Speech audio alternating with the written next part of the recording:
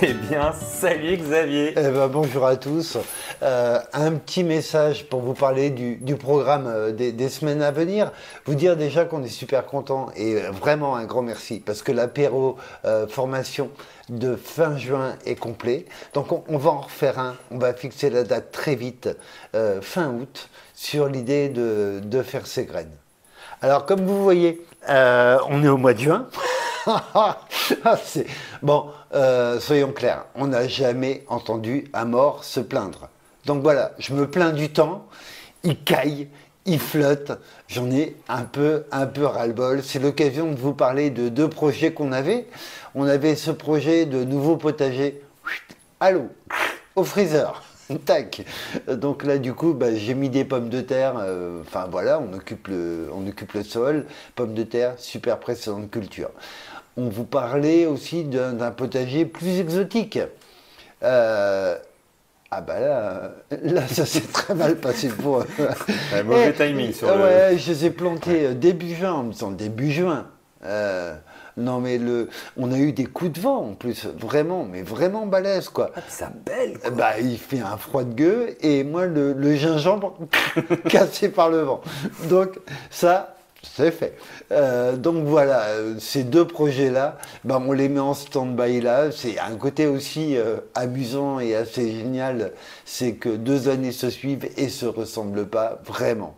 Sinon, d'un point de vue sortie, balade, parce qu'on a un petit peu envie de rencontrer des gens autour de nous, on a une rencontre prévue avec un maraîcher franco-japonais qui est vraiment passionnant, parce que lui fait vraiment un gros travail de recherche sur les variétés japonaises, donc avec Masato Fujisaki, donc on va aller bientôt rencontrer. On est aussi dans un endroit que j'ai vraiment hâte de voir depuis que ça a été repris. C'est le potager extraordinaire à La Roche-sur-Yon. Donc c'est le 2 juin que moi je fais une conférence là-bas sur la vie érotique du potager. Vraiment un sujet passionnant. Et donc avec Guylain, on y sera sur 2 jours, histoire de faire un petit peu quelques captations. À la fin de l'été, on ira rencontrer mon pervers polymorphe préféré, Arnaud Ville, spécialiste des insectes, et je vous assure que là c'est dément. Donc Arnaud a écrit pas mal pour les éditions du Rouergue. Son dernier ouvrage porte sur les abeilles natives et non pas les abeilles domestiques. C'est assez passionnant, sa vision des insectes, et c'est aussi au contact d'Arnaud que j'ai appris plein de choses et que je me suis aperçu que l'expression ravageur n'avait vraiment pas de sens. C'est comme nuisible, ça n'a pas de sens en fait. Donc il faut qu'on trouve un autre vocabulaire. Si je dis ravageur à Arnaud, je vais prendre un coup de boule, c'est sûr. On continue avec notre petite encyclo, c'est un grand mot, hein, notre petite série sur la biodiversité au potager.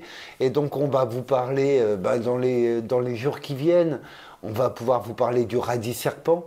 Le mougri, qui est vraiment génial, peut être un peu accroché, hein, parce que ça peut, quoique cette année il a pris tellement d'eau qu'à mon avis ça l'a adouci.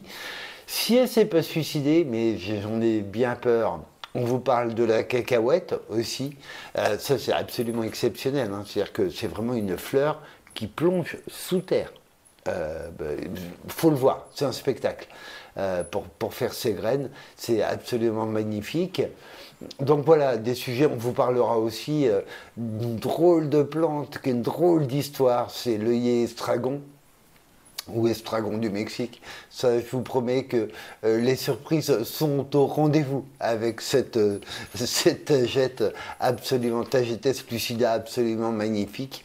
Donc voilà, on a plein de sujets dont on va vous parler. On fera aussi quelques semis d'ailleurs. Cette idée de faire quelques semis, voilà, pour moi, faire des semis, ça demande une motricité que je n'ai plus. Donc il a fallu mettre des choses en place pour ça. des choses en place, mais qui sont aussi utilisées par les gens, oh j'aime pas l'expression, mais bon, plus valide, on va dire, voilà. Et donc moi les semis, je les fais avec une boîte à semer. La boîte à semer, ça coûte 1,50 € dans les magasins, ça coûte que dalle, et ça permet, pour moi naturellement, je sucre les fraises, non, il n'y a pas de problème, faut m'appeler hein, si vous avez besoin. Et donc, pour semer les radis, pour semer des petites graines, c'est vachement bien cette boîte à semer. On se fera une série aussi sur le potager de malade, quoi, un potager de malade. Et quelles sont toutes les astuces qu'on peut mettre en place quand on a malgré tout la chance, comme moi, de pouvoir se déplacer. Moi, j'ai vu des trucs absolument incroyables. Je pense à Georges Cossantelli, je dis bonjour si il nous regarde, qui lui ne voit quasiment plus. Et donc, il a un potager absolument exceptionnel à Marseille. Et il a réussi à créer des systèmes de déplacement. Je vous assure que son potager vaut vraiment la peine. Encore une fois, hein, c'est pas parce qu'il y a des fonctions qui sont un peu altérées qu'on ne peut pas. Et en plus de ça, je reste persuadé que ces stratégies mises en place, qu'on met en place nous, elles sont aussi très valables pour les jardiniers de tous les jours. Alors, voilà. C'est pas un programme qui est figé, qui est dans le marbre, qui est arrêté, etc.